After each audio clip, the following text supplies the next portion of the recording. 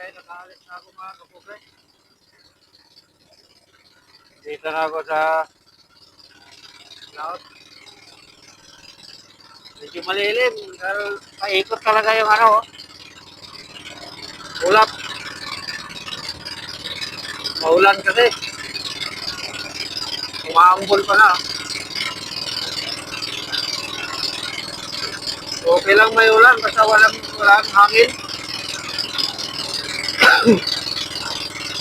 Ito malinaw ang dagat. Pero pag mahangin talagang malaki talaga yung alon. Wala namang hangin. May hangin ka, kaunti lang. Mahina. Sana hindi lang ito maghangin eh.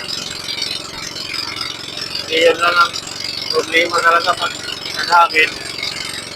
Kung kagaano makakauli ng pusit kasi malakas yung anot sa pagka mo.